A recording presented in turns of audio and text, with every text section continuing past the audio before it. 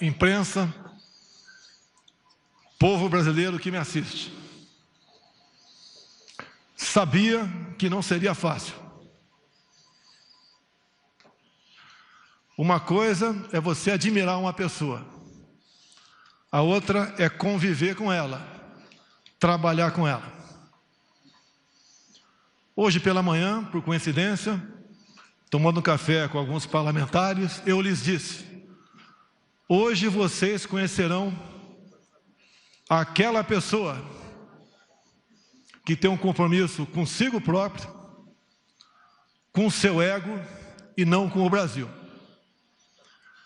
O que eu tenho ao meu lado e sempre tive foi o povo brasileiro.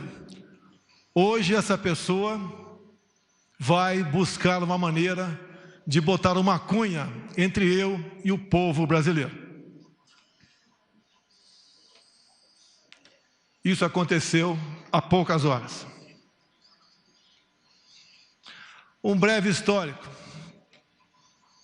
Todos nós conhecemos o senhor Sérgio Moro das suas decisões lá da Vara Federal de Curitiba. A Lava Jato já existia, mas ninguém nega o seu brilhante trabalho.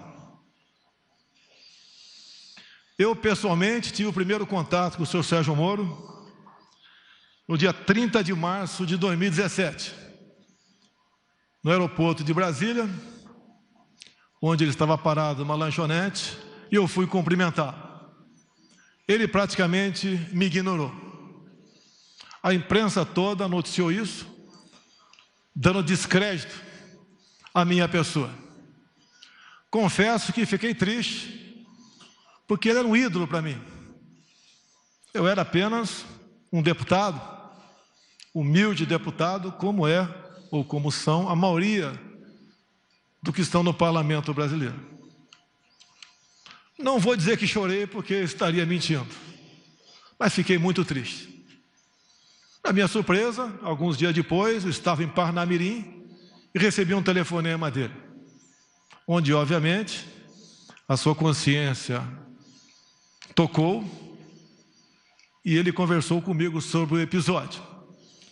Eu dei por encerrado o assunto. Me senti, de certa forma, reconfortado. O tempo passou, eu numa pré-campanha e ele com as suas sentenças em Curitiba. Com o passar do tempo, entrei em campanha e, como, no meu entendimento, não tinham como me deter, tentaram me assassinar. Obviamente, isso marca a história de uma nação. Muito mais a minha vida, a da minha família, em especial da minha filha Laura, de 9 anos de idade. Acabou o primeiro turno. Eu passei para o segundo turno com o senhor Fernando Haddad, do PT.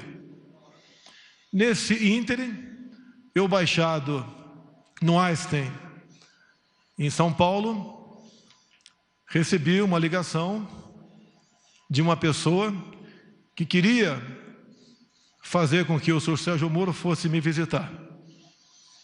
Eu fiquei feliz, mas declinei. Ele não esteve comigo durante a campanha. Eu não sei quem ele votou no primeiro turno e nem quero saber. O voto é sagrado e secreto. Mas eu exatamente evitei conversar com ele naquele momento, entre o primeiro e o segundo turno, porque com toda certeza essa visita se tornaria pública e eu não queria aproveitar do prestígio dele para conseguir a vitória no segundo turno. Após, então, a nossa vitória, a vitória da democracia, da liberdade, das eleições livres, eu recebi o senhor Sérgio Moro na minha casa, na Barra da Tijuca. Presente, ao meu lado, o senhor Paulo Guedes, o homem que já havia escolhido para ser ministro da Economia. E ali traçamos alguma coisa de como ele seria tratado caso aceitasse o nosso convite para ser ministro da Justiça. Obviamente, repito, ele não participou da minha campanha. Acertamos, como fiz com todos os ministros, vai ter autonomia no seu ministério. Autonomia não é sinal de soberania. A todos os ministros, e a ele também, falei do meu poder de veto. Os cargos chaves teriam que passar pelas minhas mãos e eu daria o sinal verde ou não. Para todos os ministros foi feito dessa maneira. Mais de 90% desses cargos que passaram pelas minhas mãos, eu dei o sinal verde. Assim foi também com o senhor Valeixo. Até ontem, diretor-geral da nossa honrada e gloriosa Polícia Federal. A indicação foi do senhor Sérgio Moro. Apesar de a lei de 2014 dizer que a indicação para esse cargo e a nomeação é exclusiva do senhor presidente da República. Abri mão disso, porque confiava no senhor Sérgio Moro. E ele levou a sua equipe, ou trouxe a sua equipe aqui para Brasília. Todos os cargos chaves são de Curitiba, inclusive a Polícia Rodoviária Federal. Lógico, me surpreendeu. Será que os melhores quadros da PF todos estavam em Curitiba? Mas vamos confiar, vamos dar um crédito. E assim nós começamos a trabalhar. O senhor da imprensa bem sabe que eu não conto com a isenção, na maioria das vezes, por parte de vocês, nas matérias publicadas. Desde o começo, já se começou a falar que eu estava dificultando operações de combate à corrupção. Porque as operações, com muito menos intensidade, apareciam. Mas é óbvio que isso ia acontecer. Se as nossas indicações para ministérios, bancos oficiais e estatais não passavam por indicações partidárias, está na cara que a fonte da corrupção não era tão abundante quanto antigamente. Isso começou a bater sobre mim, como se eu tivesse contrário à Lava Jato. Isso não é verdade. As grandes operações da PF no passado foram em cima de estatais ou de empreiteiros que faziam obras e arrancavam recursos via bancos oficiais, em especial o BNDES. Nós botamos um ponto final nisso. Isso foi muito caro para mim.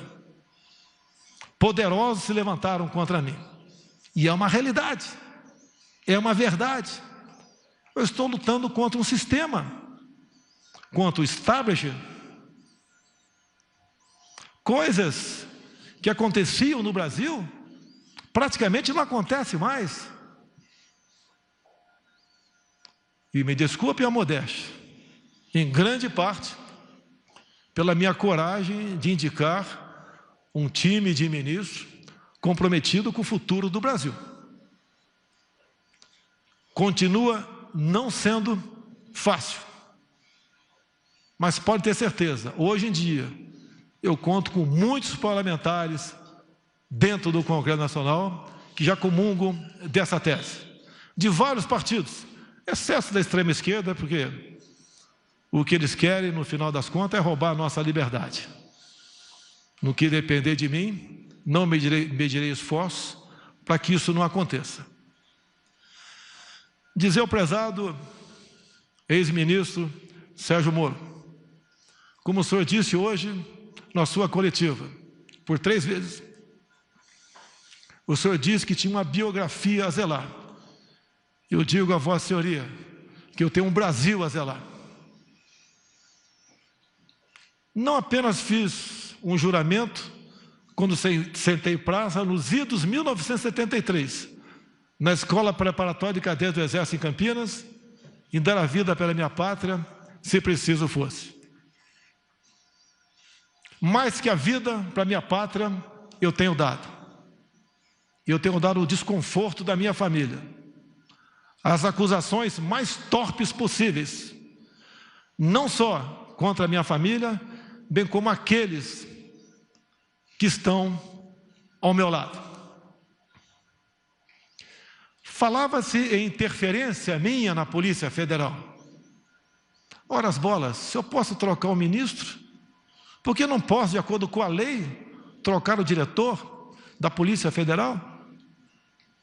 Eu não tenho que pedir autorização para ninguém para trocar o diretor ou qualquer um outro que esteja na pirâmide hierárquica do Poder Executivo. Será que é interferir na Polícia Federal, quase que exigir e implorar a Sérgio Moro que apure quem mandou matar Jair Bolsonaro? A PF de Sérgio Moro mais se preocupou com Marielle do que com seu chefe supremo. Cobrei muito deles aí. Não interferi. Eu acho que todas as pessoas de bem no Brasil querem saber. E entendo, me desculpe, senhor ex-ministro, entre meu caso e da Marielle, o meu está muito menos difícil de solucionar. Afinal de contas, o autor foi preso em flagrante delito. Mais pessoas testemunharam, telefones foram apreendidos, 3 renomados advogados, em menos de 24 horas, estavam lá para defender o assassino. Isso é interferir na Polícia Federal? Será que pedir à Polícia Federal, quase que implorar, via ministro, para que fosse apurado o caso Marielle, no caso porteiro da minha casa 58, na Avenida Lúcio Costa, 3100?